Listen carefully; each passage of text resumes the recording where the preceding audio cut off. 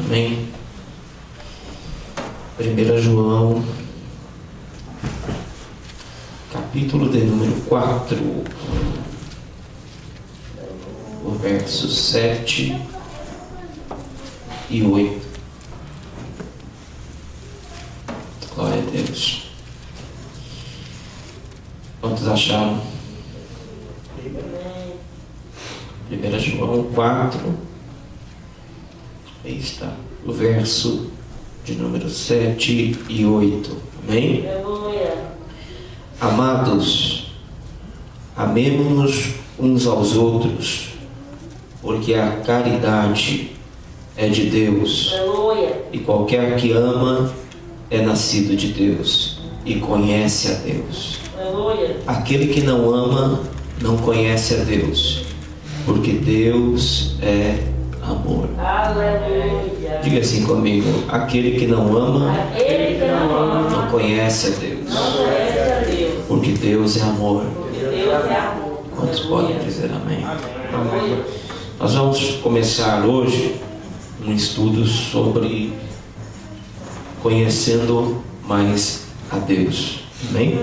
É uma série de estudos que nós vamos falar aqui um pouquinho de cada característica do Deus Pai, do Deus Filho, do Deus Espírito Santo. Quantos querem conhecer mais ao Senhor? Amém. Amém. A Bíblia diz isso em Oséias capítulo 6, o verso 4. Nós devemos conhecer e prosseguir conhecendo a este nosso Deus. Nosso conhecimento de Deus deve ser progressivo. Amém? Ele, como Paulo fala em Romanos 13, que ele é uma profundidade de riquezas, né? Ele diz: ó profundidade das riquezas de conhecimento e de sabedoria. Quem é que conheceu a mente do Senhor? Quem é que foi o seu conselheiro, né? A palavra de Deus também nos diz em Tiago 1,17 que todo dom perfeito, toda boa dádiva vem do Pai das luzes, em que não há mudança nem sombra de variação. Amém? Então Deus é um Deus grande, é insondável. Isaías 54, 6, a Bíblia diz que nós devemos buscar o Senhor enquanto se pode achar. O 10 diz que, no 9, melhor dizendo, diz que os caminhos dele são mais altos que os nossos caminhos. Assim como os céus são mais altos que a terra, assim são os caminhos de Deus e os pensamentos mais altos que os nossos pensamentos. Amém? Então, Deus de amor. Vamos falar um pouquinho sobre o Deus do amor. Amém? Deus é amor. Amém? Então, o texto já começa dizendo assim: amados. Amém? Amemos uns aos outros, porque o amor pertence a Deus. Diga assim: porque o amor pertence a Deus. De quem é o amor? O amor é de Deus. Então Deus nos convida nesta noite a entender isso. Olha, nós devemos amar uns aos outros, porque o amor pertence a Deus. E aquele, amém, que ama, este é nascido de Deus, número 1. Em segundo lugar, ele conhece a Deus. Mas aquele que não ama, não conhece a Deus, porque Deus é amor. Amém? Então isso é muito interessante. Mas como que é o amor de Deus? Ele é imensurável, João 3,16, todos nós sabemos. Ele não pode ser medido. Mas no original, no hebraico, existe uma palavra para se usar, que vai explicar um pouquinho melhor, que é a Rabba Hased.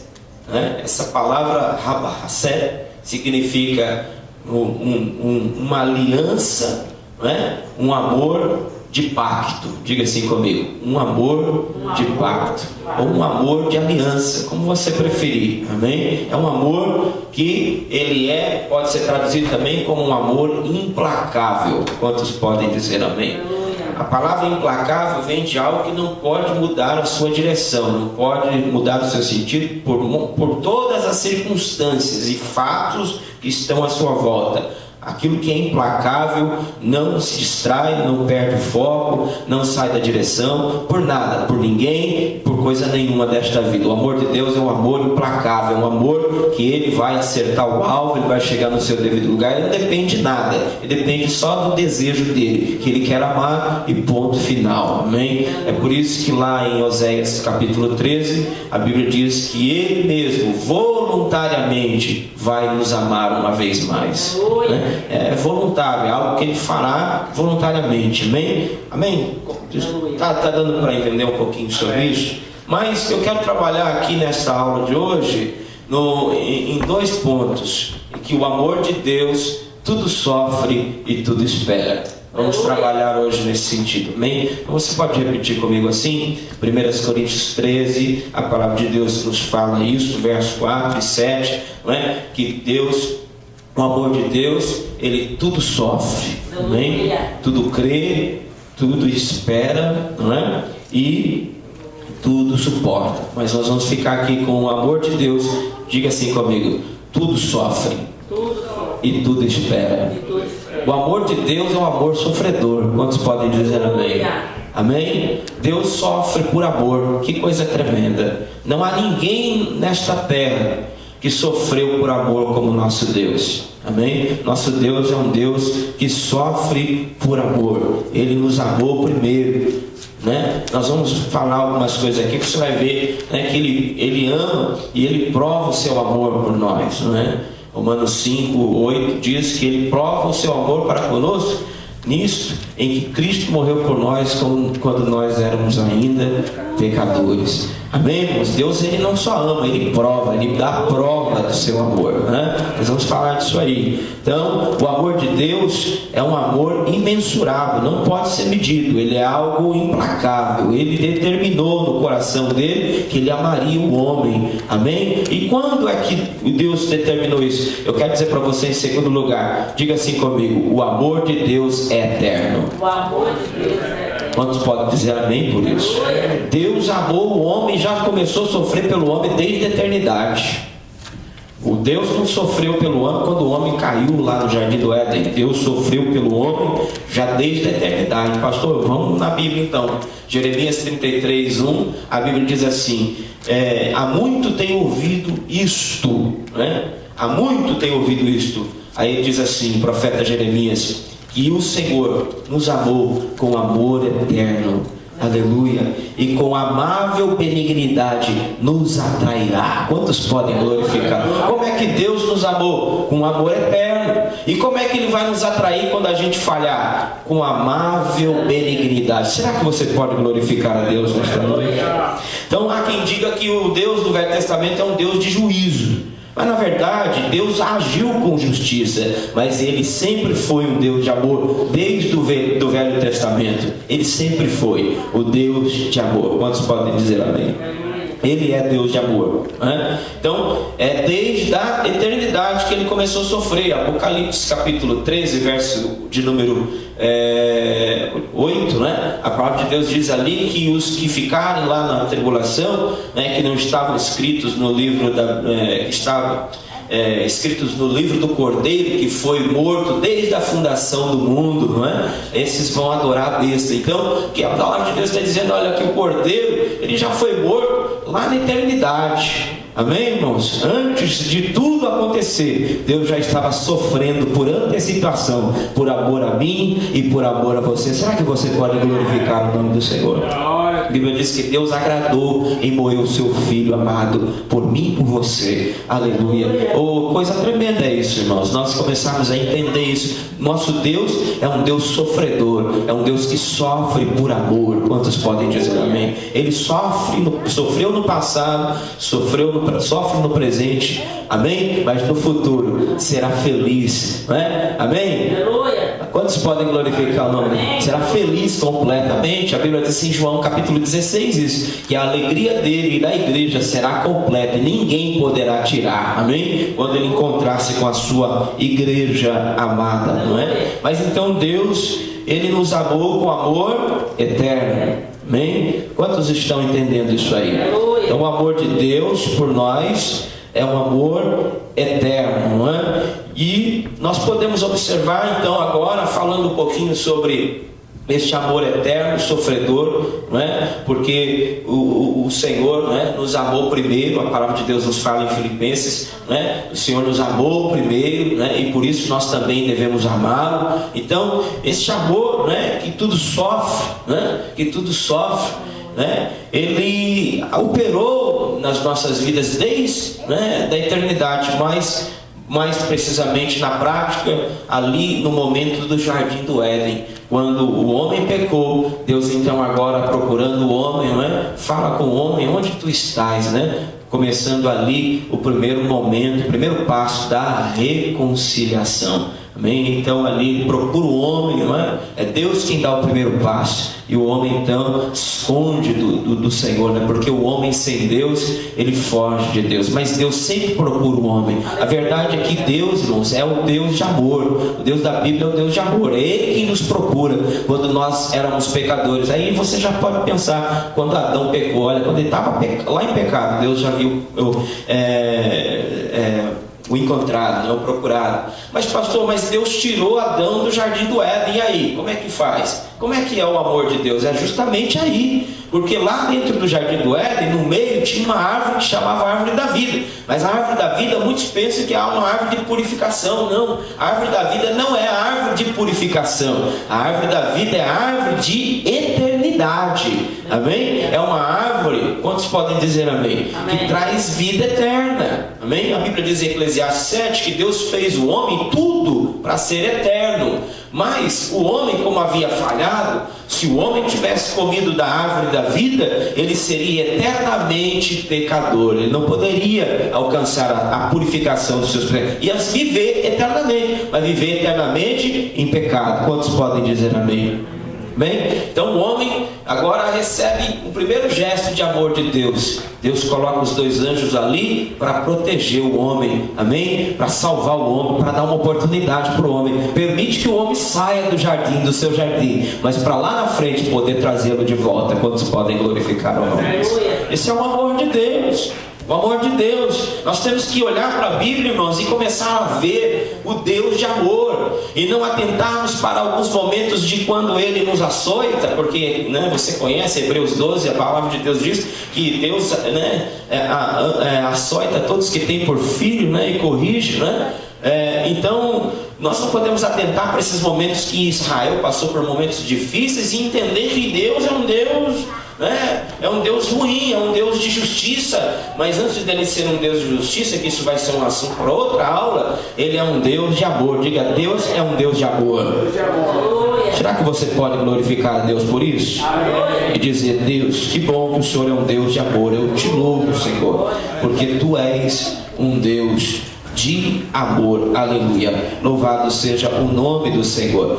Em terceiro lugar, eu quero dizer para os irmãos, né, que Deus, Ele tem prazer em amar. Diga para o seu irmão: Deus tem prazer em amar. O prazer de Deus está no amor. Miqueias capítulo 7, a palavra de Deus diz assim no versículo 18: quem é como o nosso Deus, aleluia, que perdoa as nossas iniquidades, apaga, aleluia, a nossa culpa, e não retém a sua ira para sempre, antes tem o prazer em amar. Aleluia. Oh glória. Está escrito lá. Quem é como o nosso Deus? Tem algum Deus como o nosso? Disse Miqueias. Aleluia. Quem é como o nosso Deus, que perdoa as nossas iniquidades? Aleluia. E Ele retira a nossa culpa, não retarda a sua ira para sempre. Alguns textos diz: antes, aleluia, tem prazer na benignidade, na caridade ou no amor. Antes Ele tem o seu prazer no amor, amém? Deus tem prazer em amar. O prazer de Deus não está, amém, em fazer a sua justiça, bem dizendo assim, mais precisamente para punir o homem, para lançar o homem, não é? No inferno. Não, Deus tem prazer em amar, porque a palavra de Deus diz que Deus não tem prazer na morte do ímpio. Por quê? Porque Ele sabe que o ímpio vai se apartar de Deus, e aquela pessoa nunca mais terá a oportunidade de ter a presença de Deus na sua vida, de gozar da presença de Deus. Então, irmãos, Deus tem prazer em amar. Será que você pode glorificar o nome do Senhor? Diga assim para o seu irmão: Deus tem prazer em amar. O prazer do Senhor está em amar. Aleluia. Também nós podemos dizer, queridos irmãos, que Deus revela o seu amor para que nós sejamos filhos de Deus. Será que você pode dizer amém? 1 João 3:1, a Bíblia diz: vede com grande amor nos amou o Pai, e sermos feitos filhos de Deus. Aleluia. Deus nos amou para sermos filhos, e filhos de Deus por herança. Quantos podem dizer amém? Gálatas 3:29, a Bíblia diz que se nós estamos em Cristo, aleluia, somos filhos de Abraão e co-herdeiro com Cristo da promessa. Aleluia. Nós temos o direito a uma herança. Então Deus é um Deus de amor. Oh, aleluia. Eu glorifico a Deus por isso, irmãos. O amor de Deus é um amor que é maior do que todos os amores.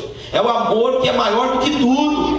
O amor de Deus é maior do que qualquer coisa nesta vida, amém? A Bíblia diz em Cantares capítulo 8 que ele é maior do que é mais forte do que a morte, amém? A palavra de Deus diz em 1 Coríntios 13:8 que o amor de Deus é acima de tudo. A Bíblia diz que havendo profecias, serão aniquiladas. Havendo línguas, cessarão, havendo ciência, passarão, mas agora permanecem três: o amor, a esperança, amém? Diga assim: o amor, a esperança, diga o amor, a esperança e a fé. Diga, mas o maior de todos é o amor. Diga, o amor é maior que tudo.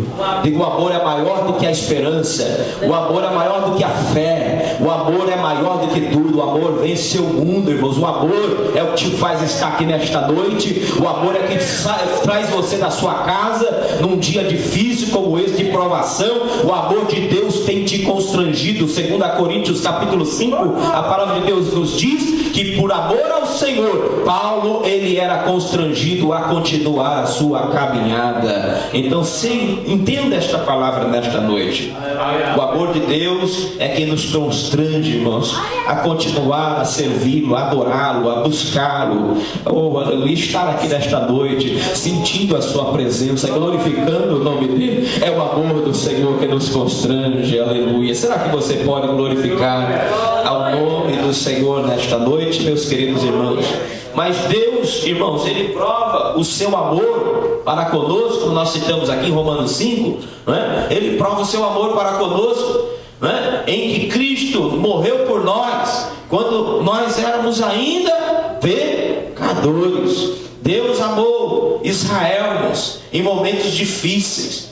Nós vamos observar aqui, vou tomar agora um pouquinho aqui por base o livro do profeta Oséias. Quem aqui sabe que o profeta Oséias foi o livro do profeta Oséias, melhor dizendo, foi um dos livros mais poéticos, do Velho Testamento, mais do que Cantares, até, por que não dizer? Porque Cantares é um livro que fala de amor, do amor da sunamita para com Salomão, mas apontando isso para o amor de Israel para com seu Deus e da igreja para com o seu Senhor Jesus, amém? Só que o livro de Oséias fala mais de amor ainda, porque o livro de Oséias é um livro que Deus, como eu já disse aqui, revela o seu amor sofredor. Diga, Deus revela o seu amor sofredor. Então nós estamos aqui, para quem chegou agora, estamos trabalhando em cima da visão, da tese de que Deus nos ama, e Ele é um Deus de amor, e porque Ele é um Deus de amor, Ele espera tudo, amém? E tudo suporta. Diga assim: o Deus que nós servimos é um Deus que tudo sofre e é um Deus que tudo espera. Nós estamos trabalhando em cima disso. É um Deus que tudo sofre e é um Deus que tudo espera. Ele sofreu desde a eternidade, amém? Vou voltar aqui só para relembrar. Ele sofreu desde a eternidade, porque o Cordeiro de Deus, ele já foi morto desde os séculos dos séculos. Antes da fundação do mundo, o Pai já estava sofrendo. O Senhor já sofria por amor a mim e por amor a você. Será que você pode glorificar a Deus? Por amor a nós, irmãos, Deus sofre.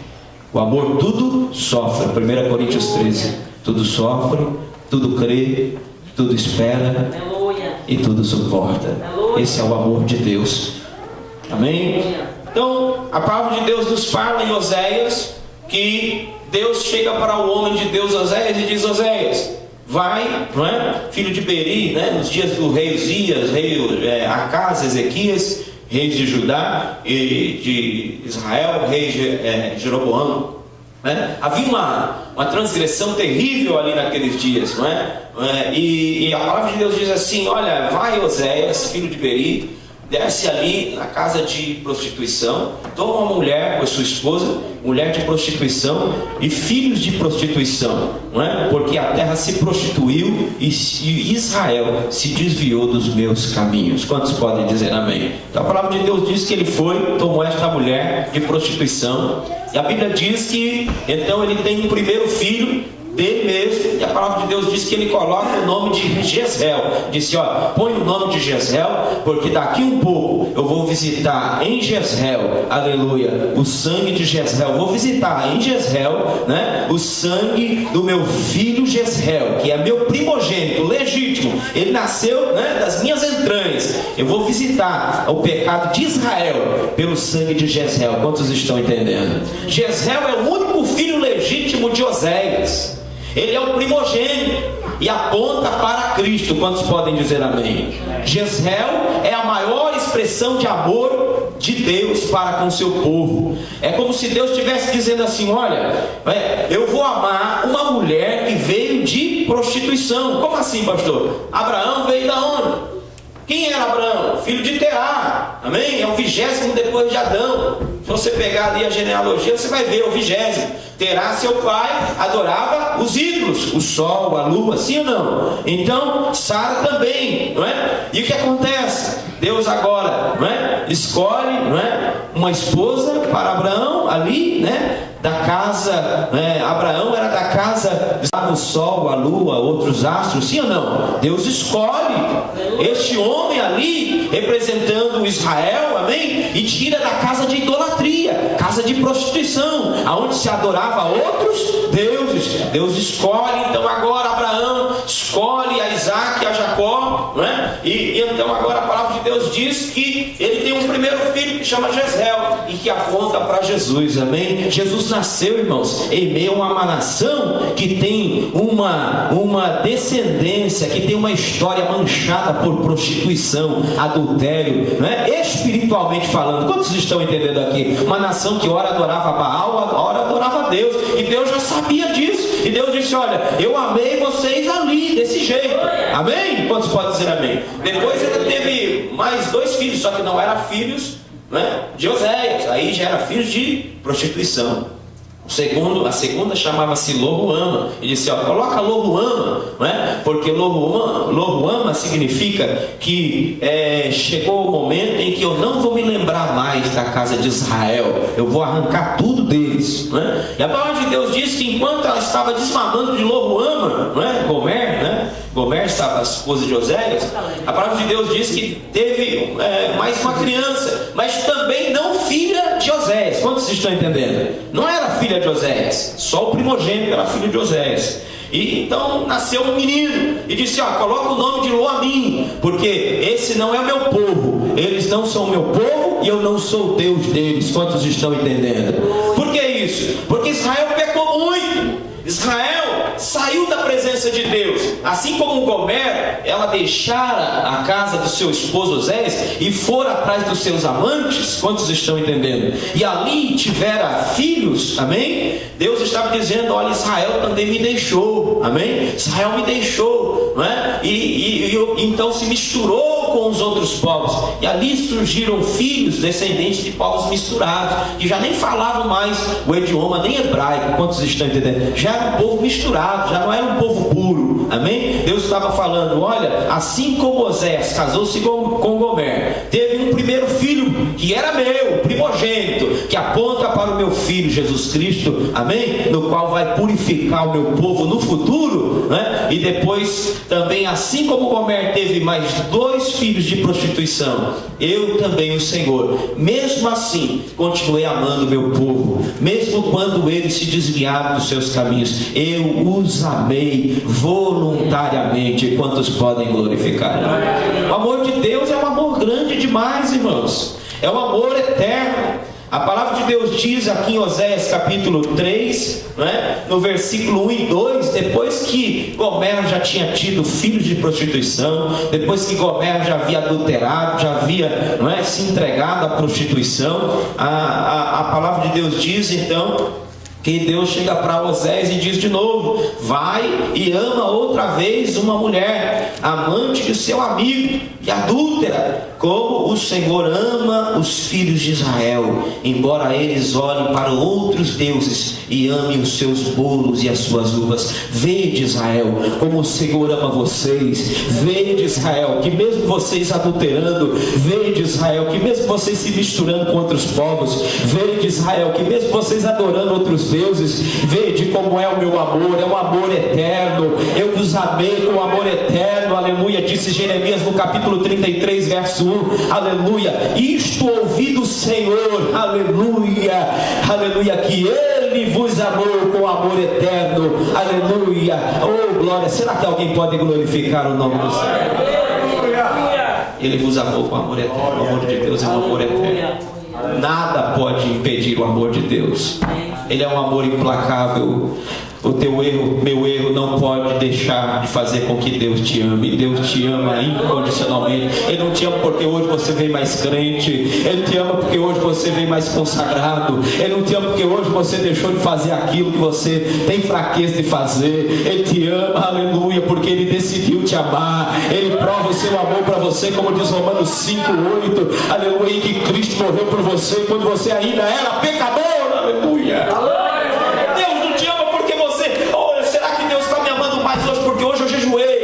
Será que Deus hoje está me amando mais porque hoje eu li mais a Bíblia? Eu quero dizer para você que Deus te ama com amor eterno, aleluia. É um amor eterno, Ele te ama. Quando eu sinto a presença de Deus aqui. No dia que eu aprendi, que eu entendi isso, irmãos, eu pude começar a entender, aleluia. Oh, queridos irmãos, o quanto nós não merecemos este amor de Deus. Nós não somos merecedores. O amor de Deus é um amor que não é... Ninguém é digno de receber este amor. Ele nos constrange. É por isso que Paulo fala: é um amor que nos constrange. Aí então a palavra de Deus diz que Deus chega e fala: olha, vai em casa de novo, traz ela de volta, compra ela. E a Bíblia diz que ela estava escrava. Amém? Ela estava escrava e ele teve que comprar ela por 15 peças de pratas e 1,5 de Gomer. Teve que comprar. E a palavra Gomer, até o nome Gomer, vem de peso de medida. Quantos estão entendendo? Esse nome Deus colocou, não é, nesta personagem aqui, para dizer para nós, queridos irmãos, que, aleluia, o ser humano tem um preço. Quantos podem entender o que Deus está falando?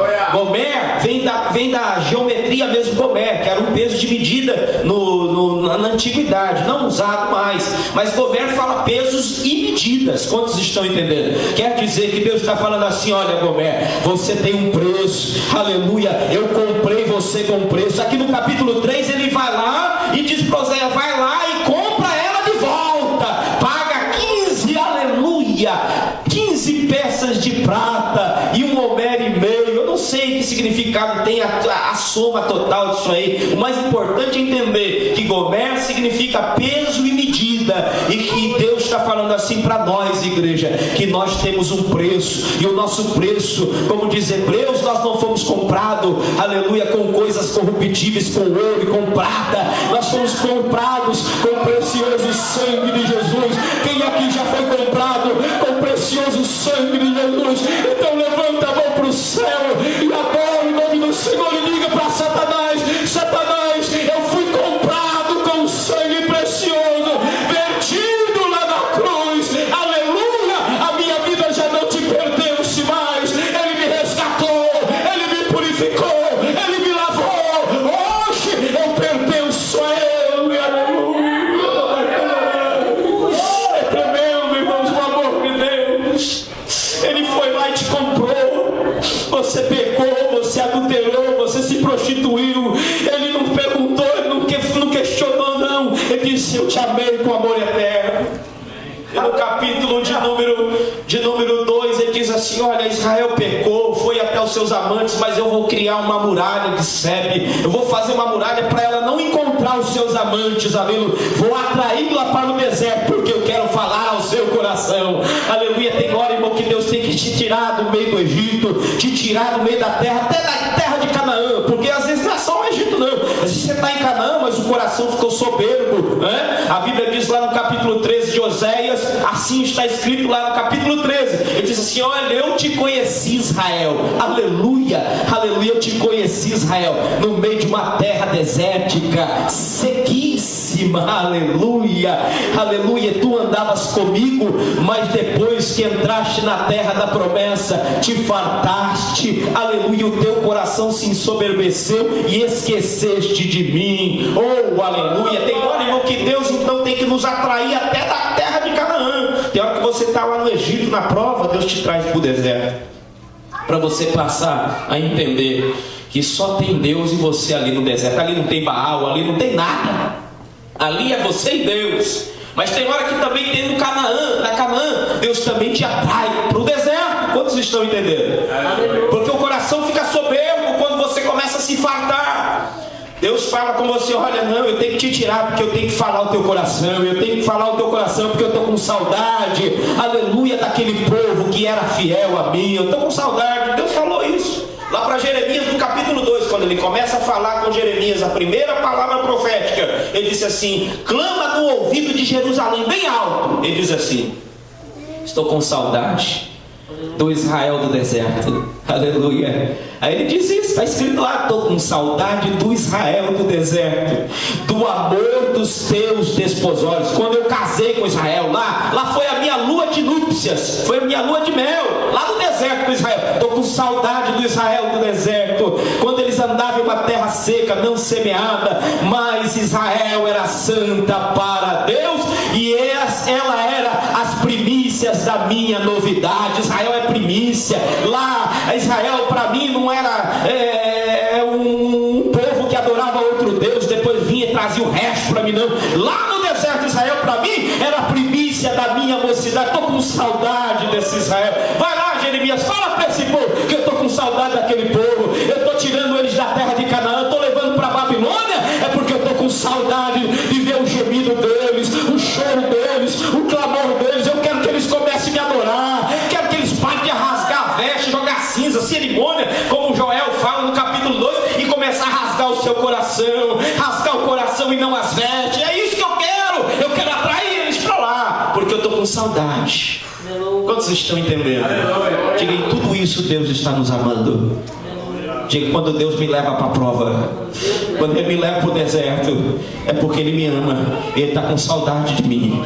Aleluia. Sabe que você pode glorificar a Deus nesta noite, dizer: Deus, eu quero te amar, Senhor, eu quero te servir, eu quero te ser fiel, Senhor. Oh Deus, eu não quero te amar somente quando Tu me põe na prova, eu quero te amar em todas as maneiras, em todos os momentos.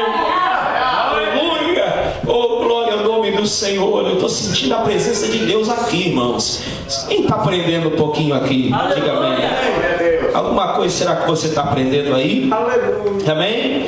Aí Deus começa a falar um pouquinho mais sobre isso, sobre conhecer o povo, sobre o momento em que Deus amou aquele povo. No capítulo 11 de Oséias ele diz assim: olha, quando Israel era menina, quando Israel era menininho, sabe? Eu chamei o meu filho do Egito. Aleluia. Quando Israel, melhor dizendo, ainda fala assim, ó, quando Israel era menino, eu o amei. Diga assim, o texto está dizendo: quando Israel era menino, eu o amei, e do Egito eu chamei o meu filho. Aleluia. Mas quando os deuses chamavam, verso 2 diz assim: mas quando os deuses os chamavam, eles iam após Baalins e adoravam imagens de esculturas. Aleluia.